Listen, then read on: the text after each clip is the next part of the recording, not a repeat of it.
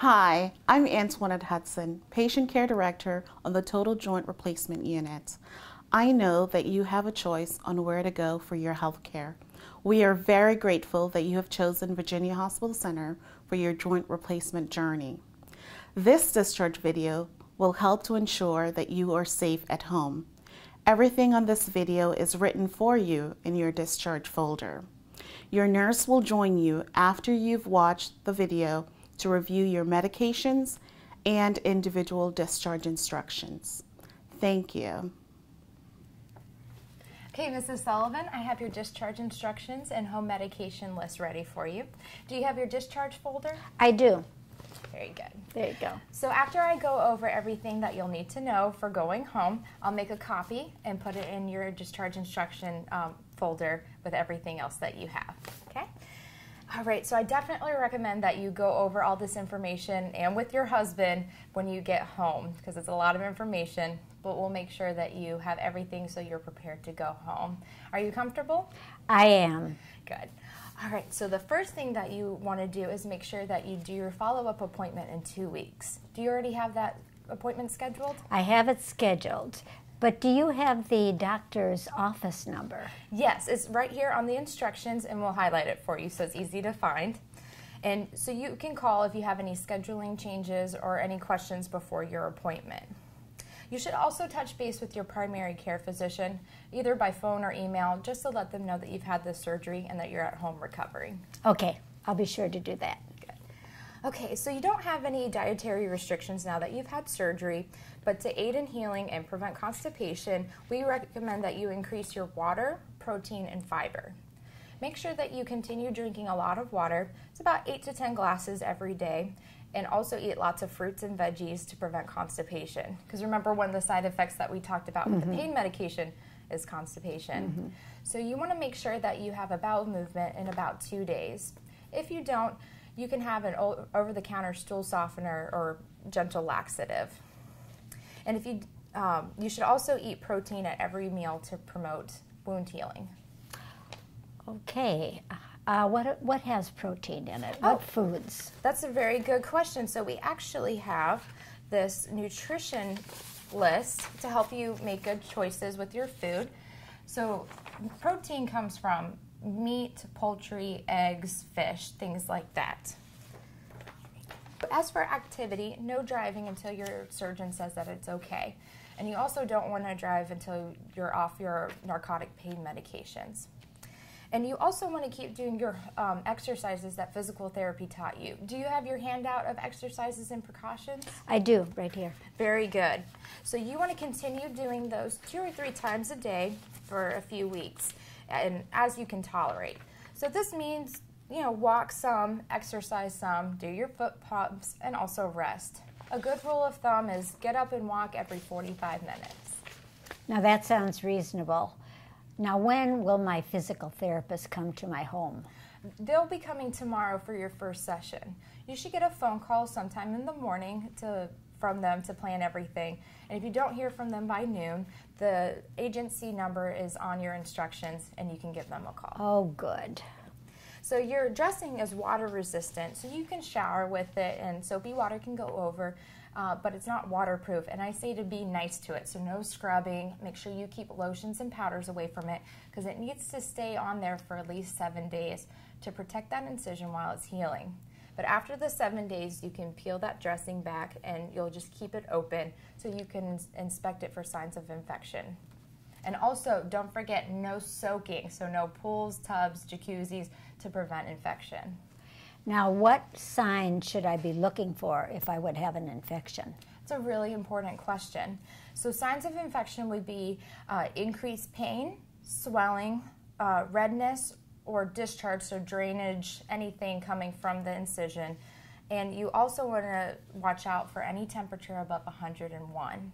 So if you experience any of these, call your surgeon's office immediately. And we have a stoplight sheet for your fridge for you to put on the fridge when you go home, and this will tell you all the things to look out for and what you need to do if you experience them. Oh, good. I'll see that this gets put on my refrigerator right away when I get home. Very good. So great. One of the best ways that you can prevent infection is by washing your hands. So before and after touching your dressing, eating, and of course after using the restroom. So another good way to prevent infection is to keep a clean home environment, sleep on clean linens and clean clothing, and to drink plenty of water and to eat nutritiously like we talked about. And if you have any pets, make sure that they aren't in the bed with you and that you wear long pants around them. All right. Now, do I take my incentive spirometer home? Oh, definitely. So you want to continue doing your breathing exercises to make sure those lungs are nice and filled. And you can prevent a respiratory infection by using this 2 or 3 times a day for a couple of weeks. Okay, I can do that. Oh, and remember you had your stockings, your white stockings on? So you don't have them on right now, but when you go home, you want to wear them for any time during the day, especially when you're doing activity. So it's going to prevent blood clots. At night, you can take them off, hand wash them, and hang them up to dry. And you'll definitely need some help putting them back on. Luckily, we have an instruction video on our hospital website that you can review. Good, good. I'm going to look at that on the website. I've been on the website before, so good. I'll do that.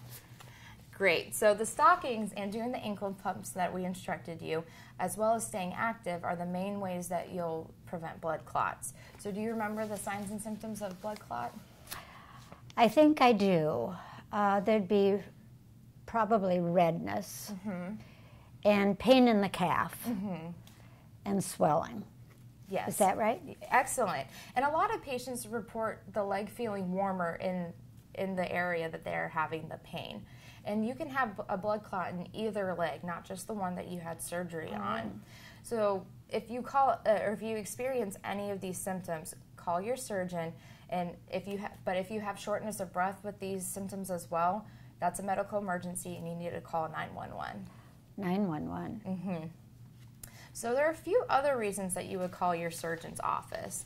So if you develop a fever above 101, like we discussed, constipation greater than 3 days, or if you have diarrhea for greater than 3 days, nausea or vomiting, and also pain that's not well controlled by taking your pain medications as directed. And other symptoms that you should call for: swelling, drainage, or redness on your incision site, because those are signs of infection. Okay, so for your ice therapy, make sure that you always have something between your skin and the knee pad or the ice pack that you're using. We recommend a clean pillowcase or the ACE bandage that was around the joint while you were here. Okay, well, you'll be proud of me. I've got 8 bottles of water in my freezer already. Very good. So you'll put 4 of those in the bucket, fill it with cold water up to the line, and it should last for about 2 or 3 hours, or you can replace them whenever the pad gets warm. Okay, I can do that. Great, so we're almost done. So a great resource that we have for our patients is the patient portal. So this paper shows you how to access your account and get that set up. So all the information that's on there is a summary of your visit, any lab reports, any x-ray reports, and other imaging, and also all these discharge instructions will be on there. So in case you misplace your copy, you can go on there and see them. Oh, great. Thank you. You're welcome. Okay, so once you get home, you can actually remove all of your wristbands except for this teal one right here. That's the Exparel wristband. You remember the Exparel is the medication that was injected at the incision site to help reduce your pain. So there's a date on there of when we injected it. You need to keep the wristband on for 4 days after that. This is just in case you have to return to the hospital during that time. We know that you've had that medication in that joint. Okay, so the Exparel helps with the pain control, but what about oral medications? Will I take any oral medications during those 4 days? Definitely. So during your stay, we gave you some pain medications. You're going to want to continue to take them. So the Exparel actually wears off differently for different patients. Some report a gradual wearing off where it gets tingly, they just feel that joint a little bit more, but sometimes people report that they don't feel anything and suddenly they have increased pain. So I suggest that once you start feeling a little bit more of that joint, be aware of that and be aware that you may need to take more pain medication. And remember, just like during your stay, we want to keep the pain well controlled. Thank you. So while taking your pain medication, just remember and be aware of the side effects of the narcotics. So dry mouth, drowsiness, constipation, nausea, and vomiting. But the more hydrated that you are, the more water that you drink, the better you'll feel. And don't forget to have at least a small meal on your stomach or a little snack before taking your pain medication to prevent nausea. Okay, I'll drink lots of fluids, and I'll make sure I eat a little something before I take a pain medication. Perfect. Okay, so you're going to be taking several new medications following your surgery. We'll go over your discharge medication list, including how to take the pain medication, in great detail so that you can see all of your medications listed with their instructions and when you need to take the next dose when you go home. And we'll go over that personally for you after this video. Oh, good. Okay, are there any additional questions, Mrs. Sullivan? I don't think I have any other questions right now. Okay, so I'm going to have you review this discharge checklist. Look over each statement, check the box, let me know if you have any questions, and sign at the bottom.